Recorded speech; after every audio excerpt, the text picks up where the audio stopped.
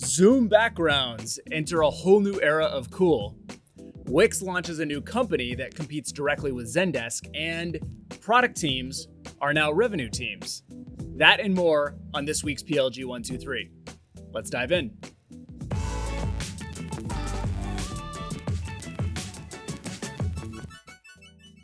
So tab 1 is from Product Hunt and is about a new Zoom background library launched from one of my favorite designers. It's called the 3D Rooms Project, and it's from the designer Amrit Paul Singh. We've all used Zoom virtual backgrounds. Your company might even have a branded Zoom virtual background to drive brand consistency. And we've seen lots of creative companies and MarTech companies launch new Zoom background kits as a way to drive marketing attention to the top of their funnel. But this 3D Rooms product really brings it to a whole new level. The short story in this product is that there's lots of different rooms, many of which you will recognize, that you can pop on as your virtual background and entertain and engage your audience. Some of my personal fan favorites are the cave that holds Aladdin's lamp. So if you want to become a genie on Zoom, this is the Zoom background to do it. We also have the living room from The Simpsons that you'll know very well from the opening credits. And my personal fan favorite, Michael Scott's office from The Office. You can see all of the little details from the world's best boss mug and all of his fun desk toys. So jump over to this website and find a Zoom virtual background that fits your entertainment preferences. Now, what I'll say is that I discovered this designer's work from one of his launches a couple months ago on Product Hunt. That product was called Toy Faces. And as you can see here, there are different 3D avatars that are made to look like toys. And I personally had one made for myself, which you can see here on the screen. It lacks the backwards hat that I've adopted during COVID, but it has just about everything else. And I am a huge fan of this. And my team at OpenView will know that this is my Slack profile picture as well. So everything you can get from Amrit is amazing. Go check it out. Tab 2. Tab 2 is from TechCrunch and is about Wix launching a new product and company to go after Zendesk.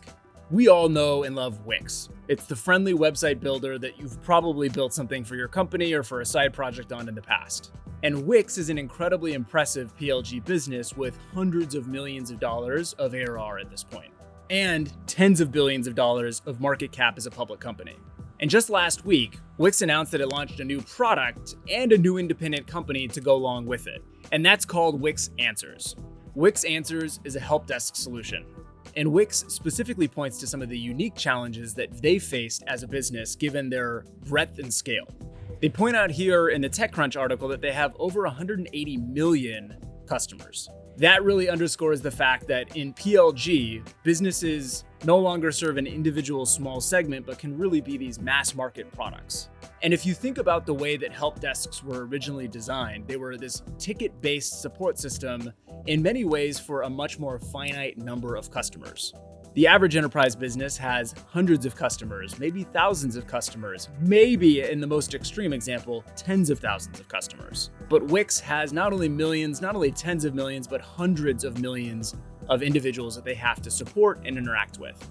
And they found that the existing tools in the market like Zendesk and Salesforce Service Cloud and many others just weren't cutting it. So pulling up the Wix Answers website itself, just wixanswers.com, you get a little bit more of a sense of the product. The big claim that Wix Answers is making here is that, as you see, support starts and ends with knowledge. And I think in the TechCrunch article, they describe it as the first knowledge-driven or knowledge-first help desk solution. And as I read through the article and read through this website, it started to occur to me this really means self-service. With that breadth of customers, you need to provide a way for people to very quickly find what they're looking for in a knowledge base that's much deeper and much richer than your average FAQ site.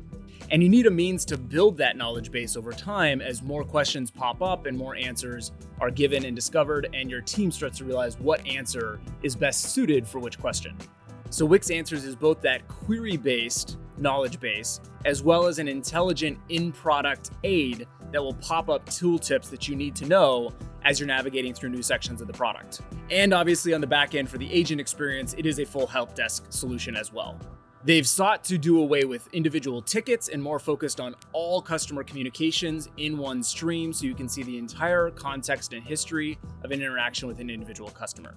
The more I read about the product, the more it did remind me of another product that I'm a huge fan of, which is called Front. Front has taken a very similar approach to how they think about the help desk or team-based communication and collaboration problem, with an initial goal of making email multiplayer.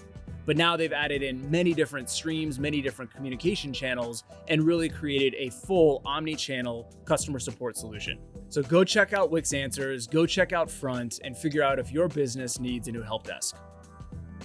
Tab 3. Tab 3 is from First Round Capital's blog and is about a new era of product leadership. Specifically, this blog post talks about the growing popularity of seeing individual PMs or product leaders and product teams have revenue metrics, in addition to just shipping great features that get adopted by customers. The inspiration for this post came from the VP of product at a company called Divvy, who had a tweet storm outlining how they assign revenue metrics and revenue goals to their product team, which then spawned into an interview that turned into this article. The article says that the bedrock of his philosophy is that PMs are the GMs of their product, which is not a new concept. People will often refer to a PM as being the CEO of their product.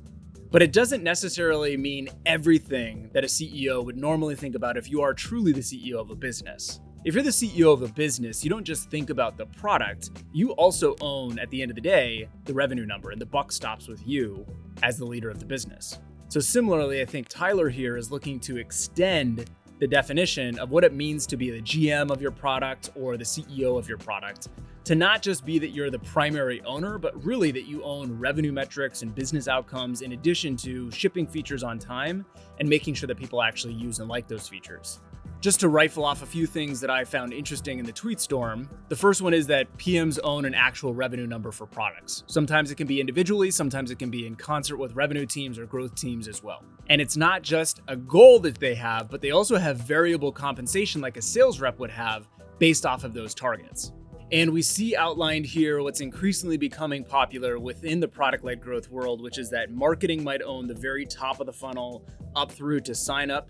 But then product teams, whether it's an individual growth squad or if it's the full product team who owns that feature, who owns that individual product, then owns from sign up to activation. And in many cases, if it's a self-serve product where you can self-serve convert, then through to conversion as well. We're increasingly seeing this more and more across the product-led world. I know Christopher O'Donnell, who's the chief product officer at HubSpot, has been talking to me about how he has a number and his team has a number as well.